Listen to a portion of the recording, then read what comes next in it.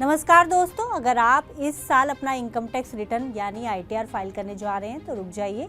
Form submit करने से पहले आपको ये ज़रूरी जानकारी जानना जीवन भर की सबसे बड़ी बचत साबित हो सकता है, इसलिए इस खबर को मिस मत कीजिएगा। दरअसल इनकम टैक्स डिपार्टमेंट ने अपने आईटीआर यूटिलिटी फॉर्म में एक ऐसा बदलाव कर दिया है जो आपको डिपार्टमेंट के सबसे बड़े डर यानी इनकम टैक्स स्क्रूटनी नोटिस से हमेशा के लिए बचा सकता है। अक्सर टैक्स पेयर्स के साथ क्या होता था, वे अपनी टैक्स फ्री या कर मुक्त आय को सही कॉलम न होने की वजह से गलत जगह दिखा देते थे या रिपोर्ट ही नहीं करते थे।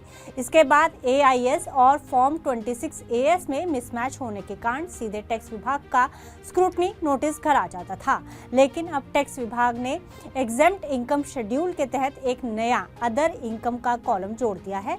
तो आइए जानते हैं कि ये नया कॉलम क्या है, इसमें आपको अपनी कौन सी गुप्त या छुपी हुई इनकम की जानकारी देनी है और कैसे ये छोटा सा कॉलम आपको टैक्स विभाग की पैनी नजरों और कानूनी पचड़ों से बचा सकता है। नमस्कार, मेरा नाम है गुंजन मित्तल और आप देख रहे हैं TV9 भारत।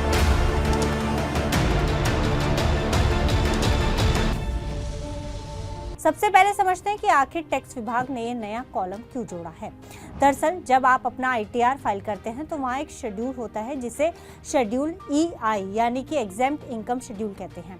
इसमें आपको वो कमाई दिखानी होती है जिस पर सरकार 1 रुपये का भी टैक्स नहीं लेती, जैसे खेती से हुई आय यानी कि एग्रीकल्चर इनकम या फिर PF का पैसा।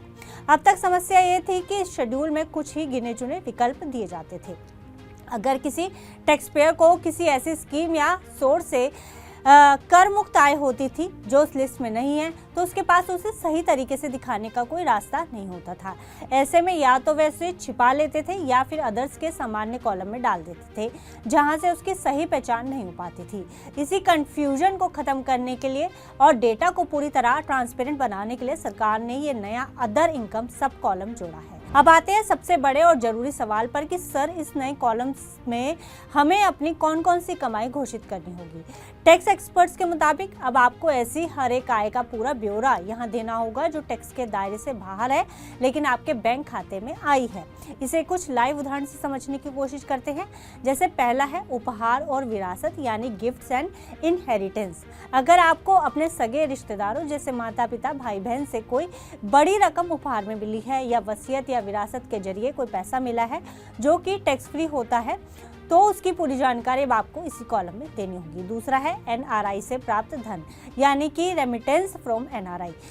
यदि विदेश में रहने वाले आपके किसी रिश्तेदार ने आपके खाते में पैसे भेजे हैं जो टैक्स फ्री है तो उसे यहाँ भरा जा सकता है। तीसरा है विशेष भत्ते और रिफंड ब्याज यानी स्पेशल एग्जेम्प्ट अलाउंसेस। कुछ विशेष सरकारी भत्ते या वैधानिक कॉर्पस से मिलने वाला कर मुक्त पैसा भी अब इसी कॉलम के अंतर्गत ब्यौरेवार घोषित किया जाएगा। इसके अलावा भी अक्सर टैक्स पेयर्स रिटायरमेंट के समय मिलने वाले टैक्स फ्री पैसों को रिपोर्ट करने में भी बड़ी गलतियां कर देते हैं, जैसे VRS का मुआवजा, वॉलंटरी रिटायरमेंट स्कीम के तहत मिलने वाला पैसा सेक्शन 10(10)(c) के तहत एक तय सीमा तक ही टैक्स फ्री होता है। दूसरा है लीव इनकैशमेंट। रिटायरमेंट के वक्त बची हुई छुट्टियों के बदले मिलने वाले पैसे पर सरकारी कर्मचारियों को पूरी तरह छूट मिलती है, जबकि प्राइवेट सेक्टर के कर्मचारियों के लिए इसकी एक तय सीमा है। इसलिए टैक्स एक्सपर्ट्स के मुताबिक टैक्स पेयर्स को ध्यान रखना चाहिए कि इस तरह की रकम का जो हिस्सा टैक्स फ्री है उसे शेड्यूल EI में दिखाएं और जो हिस्सा टैक्सेबल है उसे संबंधित इनकम हेड में दर्ज करें। यानी अब आपके पास छिपाने का कोई बहाना नहीं है और ना ही किसी तकनीकी खराबी की वजह से जानकारी गलत भरने का डर है। अब समझते हैं उस सबसे बड़े फायदे की जिसकी वजह से इसे टैक्स पेयर्स का सुरक्षा कवच कहा गया है, यानी इनकम टैक्स स्क्रूटनी से बचाव। आज के समय में इनकम टैक्स विभाग आपके रिटर्न की जांच खुद मैनुअली नहीं करता बल्कि उनका अत्याधुनिक AI यानी कि आर्टिफिशियल इंटेलिजेंस सॉफ्टवेयर करता है। यह सॉफ्टवेयर आपके आईटीआर की तुलना आपके बैंक ट्रांजैक्शन, AIS और TDS से डेटा से करता है। पहले जब आपके बैंक में कोई बड़ी कर मुक्त रकम आती थी और सॉफ्टवेयर को आईटीआर में उसकी स्पष्ट जानकारी नहीं मिलती थी तो वो उसे अनकाउंटेड इनकम मानकर तुरंत स्क्रूटनी का लाल झंडा यानी कि नोटिस जारी कर देता था। फिर आपको CA के चक्कर काटने पड़ते थे और सबूत पेश करने होते थे। लेकिन अब इस नए कॉलम में जैसे ही आप अपनी उस टैक्स फ्री आय का सटीक सोर्स और विवरण दर्ज कर देंगे, AI सॉफ्टवेयर का डेटा आपके बैंक खाते से तुरंत मैच हो जाएगा। विभाग को पहले ही मिनट में पता चल जाएगा कि ये पैसा वैलिड है और टैक्स फ्री भी है। नतीजा, आपकी प्रोफाइल पूरी तरह क्लीन रहेगी और आप बेवजह के स्क्रूटनी नोटिसों से 100% सुरक्षित हो जाएंगे। इसलिए इस नए कॉलम का इस्तेमाल करते समय आपको एक बात का विशेष ध्यान रखना है जिसे टैक्स एक्सपर्ट सबसे जरूरी मानते हैं, और वो है इस नए कॉलम में आप जो भी टैक्स फ्री आय दिखा रहे हैं उसका आपके पास पुख्ता डॉक्यूमेंट्री प्रूफ होना चाहिए। उदाहरण के लिए यदि आप विरासत या गिफ्ट का पैसा दिखा रहे हैं तो आपके पास गिफ्ट डीड या फिर बैंक स्टेटमेंट होना चाहिए। अगर भविष्य में कभी विभाग ने स्पष्टीकरण मांगा तो आप तुरंत वो डॉक्यूमेंट इनकम टैक्स डिपार्टमेंट को दिखा सकते हैं। याद रखिए, ट्रांसपेरेंट होना अच्छा है, लेकिन बिना सबूत के कोई भी जानकारी भरना आपको मुसीबत में डाल सकता है। इसलिए अपना AIS फॉर्म डाउनलोड करें, उसका मिलान करें और तभी इस नए कॉलम का सही से उपयोग करें।